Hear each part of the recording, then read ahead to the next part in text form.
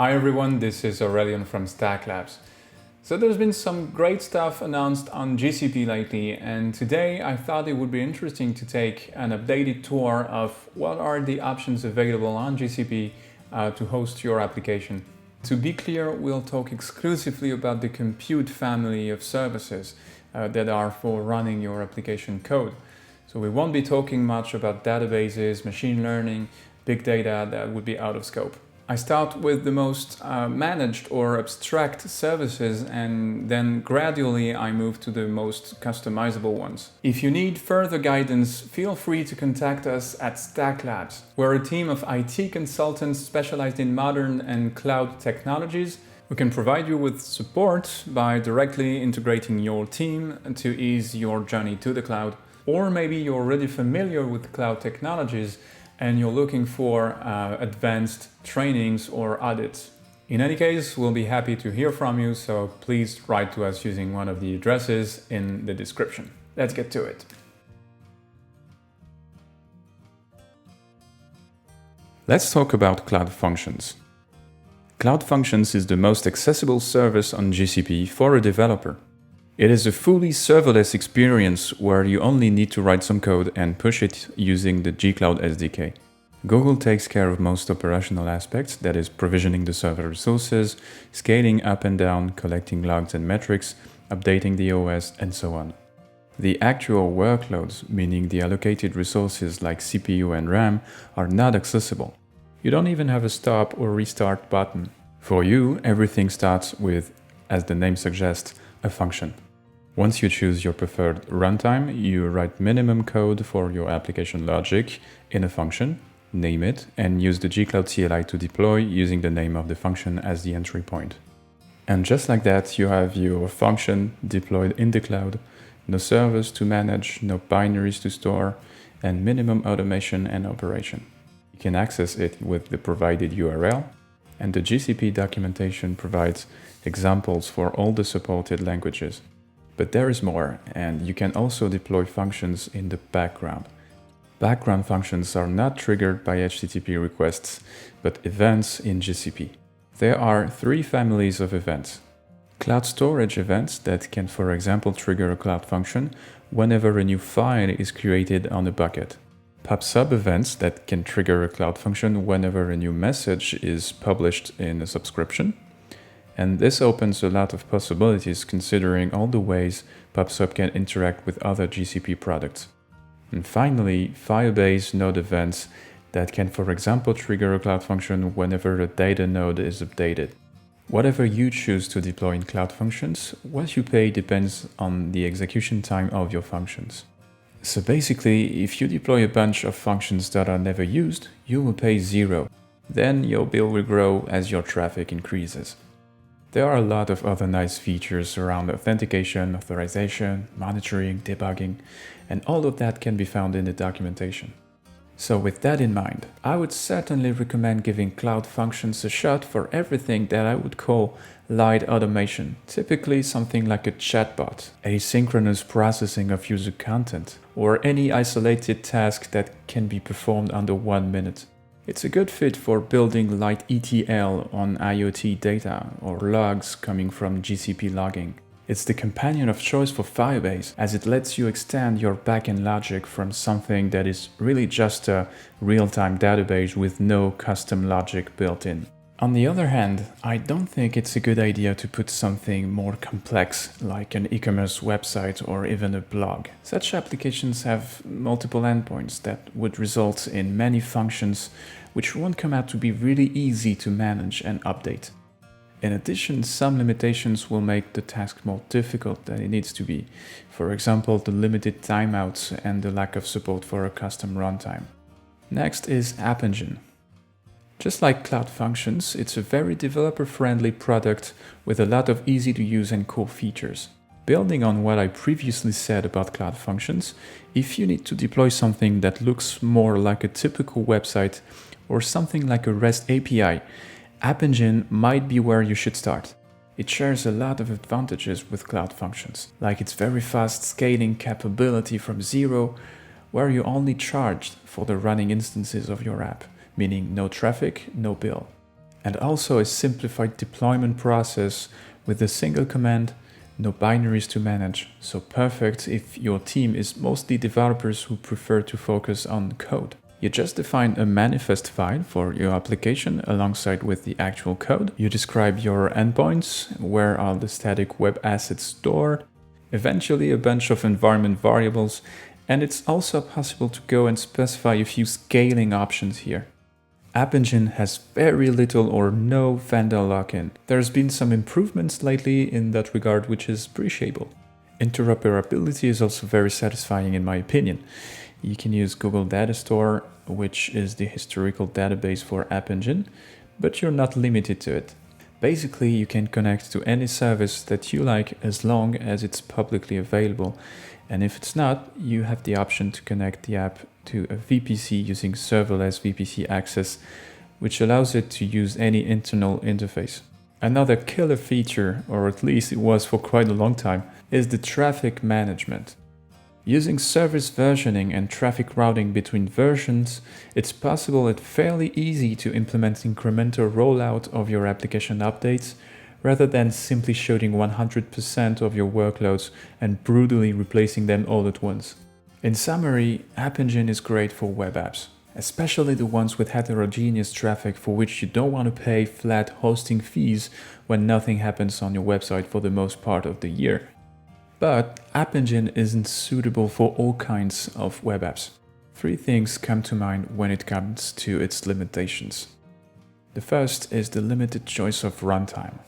App Engine has support for Java, Python, Golang, PHP, Node, and Ruby, and these runtimes are somewhat limited to the provision sandbox, and it's not possible to install additional OS packages or import custom binaries.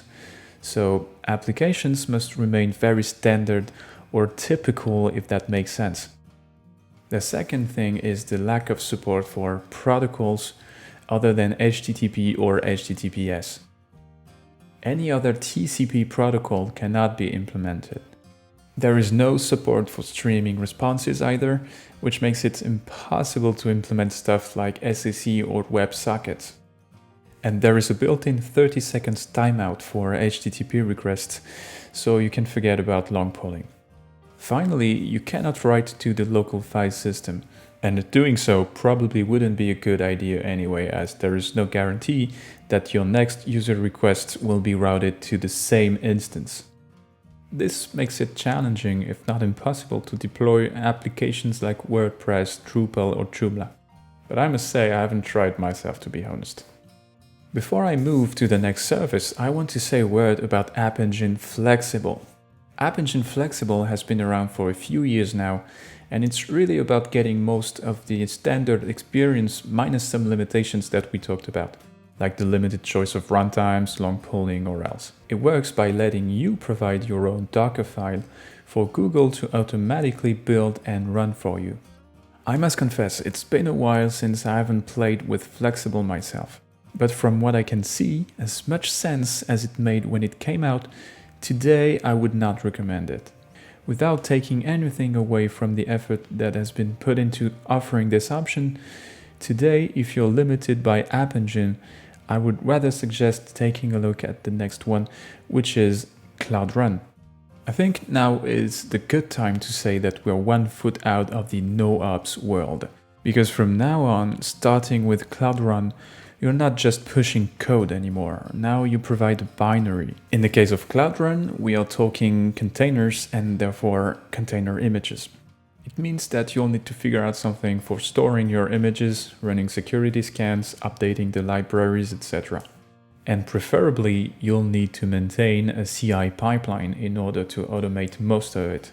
If you feel okay with this, then congrats, because Cloud Run is your next option to consider. I want to put it this way. Cloud Run is what App Engine Flexible would have been if it came out 2 years later. If you've already been using Knative, Cloud Run is going to feel quite familiar. Just describe how the app works, where to download the container image, the environment variables, the command line arguments, and then you apply this manifest file using the gcloud CLI. Google takes care of automatically scaling your workloads, billing you monthly depending on your traffic. and you can see your application logs and metrics automatically collected and made available in GCP monitoring and logging, very similar to what we've seen from Cloud Functions and App Engine. So what's the catch? Well, same as for App Engine, Cloud Run will only work for your stateless workloads, so no relying on the local file system to store persistence data. Because containers are destroyed and recreated unpredictably, you'll have to persist your data in external services like a database or something like cloud storage. Now, you want to stay in the world of container-centric infrastructures, but you need more than simply running a fleet of stateless web services, like you need to run background jobs or stateful services. For that, you'll need to consider a more complete solution. Google Kubernetes Engine Autopilot is where your path leads you. Now, you should know that if you're not used to container orchestration, and in this case more specifically Kubernetes, there will be a learning curve to go through before you feel completely comfortable running your workloads in Kubernetes. But GKE Autopilot can save you a lot of time by completely taking away from you the whole cluster configuration part, leaving you with only your workloads to manage. Once you've created your cluster, Google takes care of provisioning the nodes and associated resources. You just connect to your Autopilot cluster and start using it with kube control. Of course, there are some limitations in comparison to managing your own Kubernetes cluster, or at least the configuration of the nodes, but we'll get back to it in a minute, because for now I want to focus on the pricing model, which is really interesting, I think. Unlike the standard mode, which we'll talk about later, with Autopilot you are charged in 1-second increments for only the resource allocated for your containers. You can find the hourly price for vCPU, gigabyte of memory, and ephemeral storage in the documentation. So if you like the pay-as-you-go pricing model of the other GCP products, now with GKE Autopilot you can go with the same model with less limitations in terms of which type of workload you can run. Using GKE Autopilot you can run nearly any application that can be containerized, including the stateful ones, as it aims to remove the last bits of operation that comes with using Kubernetes. You can bet that it's also opinionated at some levels. There are a bunch of limitations that you can read about in the docs, but I think some of them in particular are worth mentioning, as they could be a deal breaker for a lot of applications out there. The first one is that you can't configure the Kubernetes nodes. As you can imagine, this brings some problems. For example, there is a limit of vCPU, memory, and ephemeral storage that you can set for a container, although I guess it's a fairly high limit. But above all, you cannot use GPU or TPU. Also, there are constraints on your workloads, like for example, only a limited set of Linux capabilities are allowed. You can't use privileged containers, and users can't create custom mutating webhooks, which means that as of today, a product like Istio cannot be installed on the GKE Autopilot cluster. But you should keep in mind that GKE Autopilot is relatively new, so some of these limitations might change in the future. There are a lot of situations where you can take advantage of GKE Autopilot, but as you can hear, if your application relies on a specific hardware or you have specific requirements, it just won't do. And you'll need to go for a more customizable solution, which is Kubernetes Engine or Kubernetes Engine Standard. Compared to having to manage your own Kubernetes cluster, GKE handles a lot of stuff for you, from Kubernetes installation to automatically adding and removing nodes.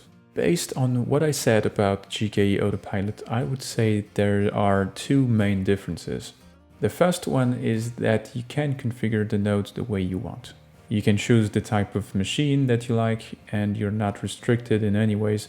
You could, for example, use GPU or TPU with preemptible instances.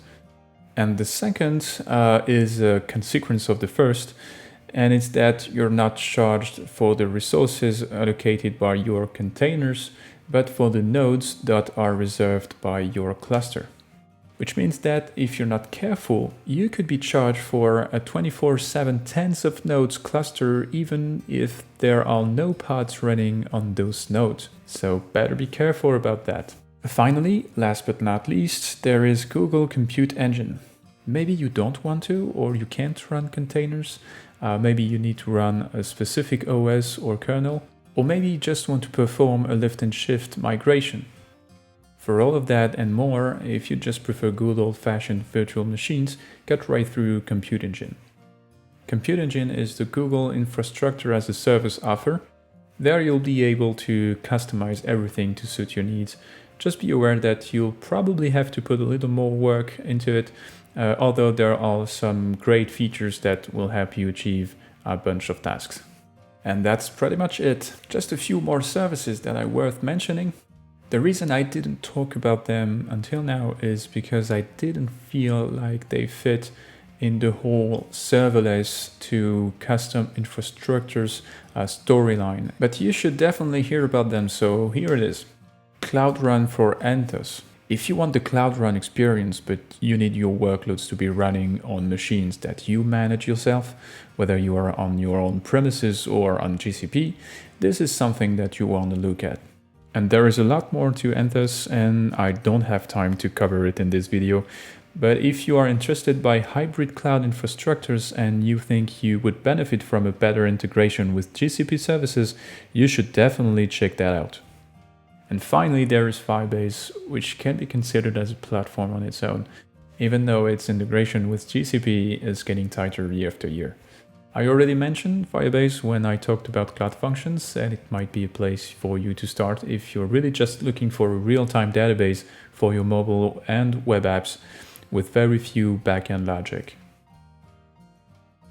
If you'd like to join our team to work with state-of-the-art tech, you can write to us using the address given in the description, or you can use the contact form on our website. Whether you're a DevOps, a front-end or back-end developer with little or more experience, we're open to all kinds of backgrounds. In the meantime, you can subscribe to this channel, activate the notification bell, and follow us on our social networks. See you there. Bye.